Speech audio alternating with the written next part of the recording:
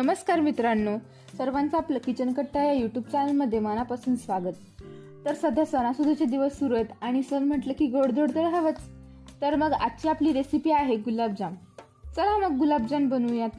सर्वप्रथम मी इथे अर्धा किलो खवा घेतला आहे आणि आता खवा आपण मस्तपैकी चुरून घेणार आहोत.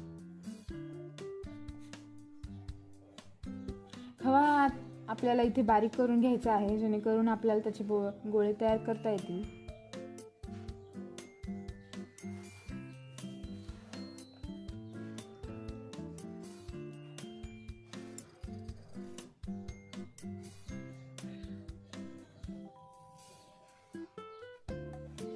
खवा मस्तपैकी मोकळा झाल्यानंतर आपल्याला यात टाकायचा आहे मैदा. मैद्यामुळे गुलाबजाम हे कडक होतात आणि नंतर ते पाकात टाकले तरी फुटत नाही. जोपर्यंत हे मिश्रण एकजीव होत नाही तोपर्यंत तुम्ही व्हिडिओला लाईक आणि चॅनलला सबस्क्राईब करून घ्या.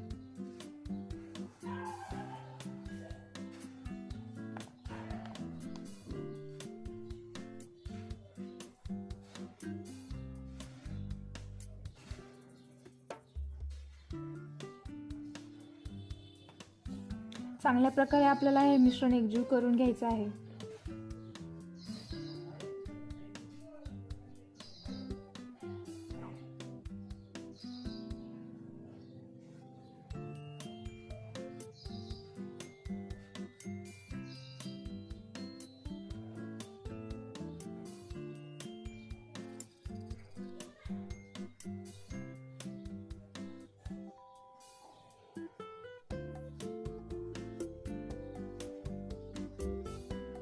एकसंध अशा प्रकारे हे पीठ झालं पाहिजे.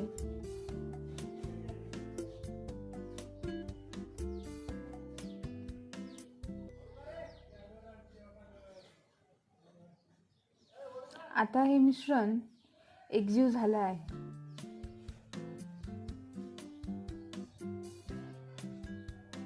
या मिश्रणाचे छोटे छोटे गोल आकाराचे गोळे आपण करून घेऊ.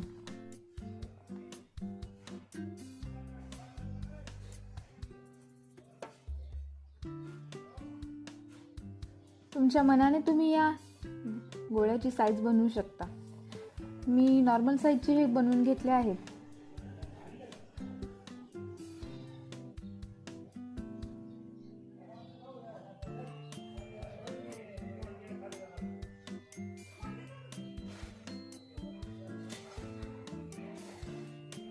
एक समान आकाराचे गोळे तयार करून झालेले आहेत. आता हे गोळे आपण तळणार आहोत.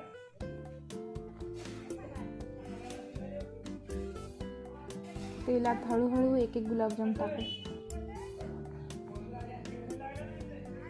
मीडियम आचेवर आपल्याला याला गोल्डन ब्राऊन कलर येईपर्यंत याला आपल्याला तळायचे आहे.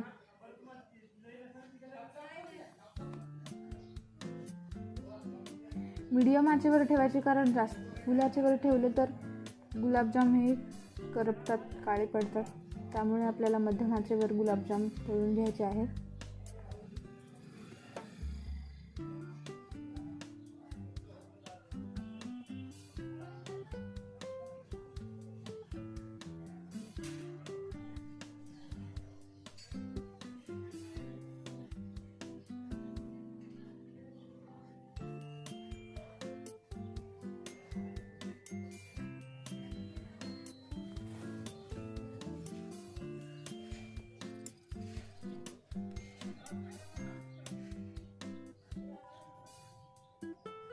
छान असे आपल्याला याला ब्राऊन कलर येईपर्यंत तळायचे आहे.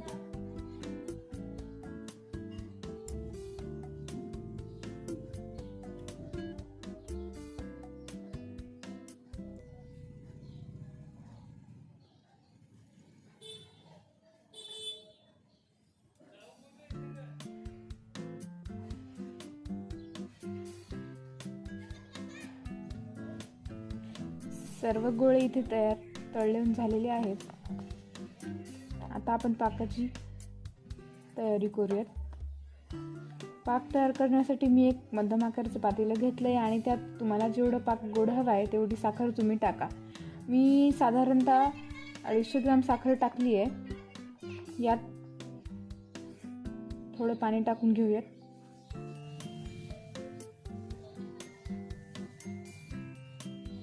आणि याला उकळी येईपर्यंत आपल्याला फिरवत राहायचं आहे.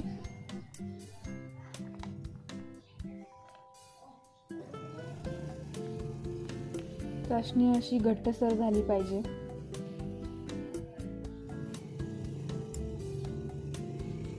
चाशणी घट्ट झाली की आपण यात केशर टाकून घेऊया.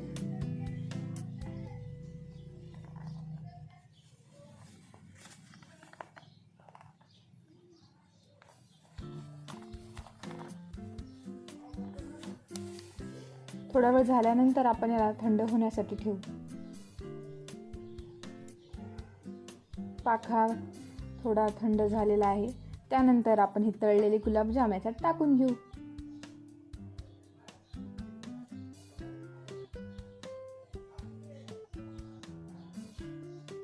तर मस्तपैकी बाजारात मिळणाऱ्या गुलाबजामांपेक्षाही स्वादिष्ट असे गुलाबजाम तयार आहेत. व्हिडिओ आवडला असेल तर लाईक करा, फॉलो, सबस्क्राईब करा. Thank you for watching.